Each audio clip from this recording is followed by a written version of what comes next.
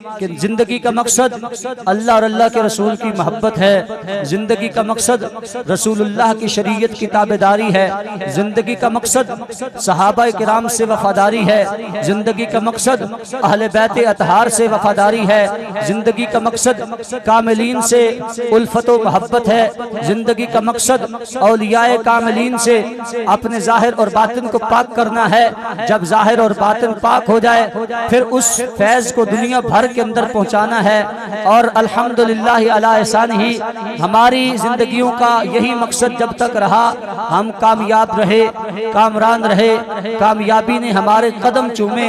और इंसान उस वक़्त कामयाब होता है, इंसान उस वक़्त कमाल पाता है, इंसान उस वक़्त अपने कल्ब और रूह में सुकून महसूस करता है जब इंसान किसी कामिल वली के दामन से वाबस्ता हो जाए, जब इंसान किसी अल्लाह वाले के दामन से जुड़ जाए।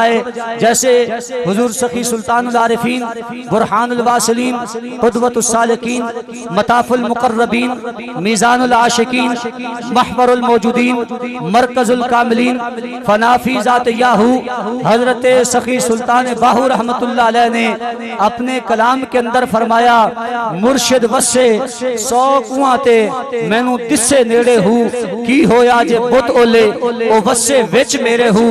हजरत सुल्तान बाहू रहमतुल्लाह अलैह ने फरमाया कि मुर्शिद तुम्हारी निगाह के करीब हो या तुमसे दूर हो, मुर्शिद तुम्हारे जाहिर और बातिन को देख रहा होता है, तुम्हारी हरकातों सकनात को देख रहा होता है, तुम्हारे अहवाल को देख रहा होता है, तुम्हारी हाजात को देख रहा होता है। और वो ये अल्लाह की बारगाह से तुम्हारे लिए दुआ कर रहा होता है। जो तुम अपने जाहिर और बातिन में पाकीज़गी देख रहे होते हो, जो तुम अपने अमल के अंदर तहारत देख रहे होते हो, जो तुम अपने खुलूस के अंदर उरूज देख रहे होते हो, जो तुम अल्लाह की बारगाह में अपना कुर्ब देख रहे होते हो, जो तुम अल्लाह की बारगाह में मकबूल व महबूब बन रहे होते हो, इसमें तुम्हारी जात का कमाल नहीं होता। वो जो मुर्शिद जिसके हाथ में तुमने हाथ दिया, उस मुर्शिद ने अपने मुर्शिद के हाथ में हाथ दिया। जैसे आपने हुजूर साहिबजादा पीर खालिद सुल्तान अल कादरी के हाथ में हाथ दिया, उन्होंने अपने मुर्शिद के हाथ में हाथ दिया, उन्होंने आगे अपने मुर्शिद के हाथ में हाथ दिया। यह सिलसिला चलता चलता हुजूर सखी सुल्तान बाहू रहमतुल्लाह अलैह की बारगाह तक पहुंचा।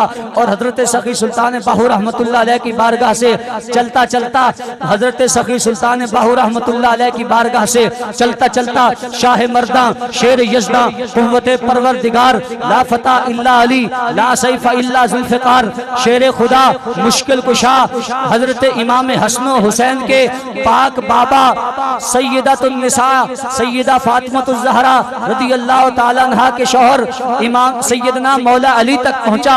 और वो सिलसिला मौला अली से चलकर महबूबे खुदा शफीए मुजरिमा गम गुसारे जहां महबूबे खुदा सरवरे कायनात फखरे मौजूदात दानाए सुबुल खत्मुर रसूल आका मौलाए कुल मलजाओ मअवाए कुल नूरो हुजूर कुल अनवारो निखारे कुल सरदारो सलार कुल शफीए मुजरिमा महबूबे खुदा हजरत मोहम्मद मुस्तफ़ा सल्लल्लाहु ताला अलैहि वसल्लम तक पहुंचा।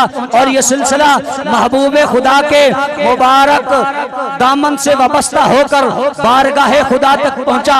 और जब आप और हम हमारा ये ताल्लुक अल्लाह की बारगाह से मकबूल हो जाता है, जब हमारा ताल्लुक अल्लाह की बारगाह से जुड़ जाता है, जब हमारा रिश्ता अल्लाह की बारगाह से जुड़ जाता है, हमारा जाहिर और बातिन जब हमारी एक हो जाता है, जब कामिलीन की निगाह से हमारे दिलों को सुकून पहुंचता है, तो उसमें असल किरदार हमारे मुर्शिद का हुआ करता है।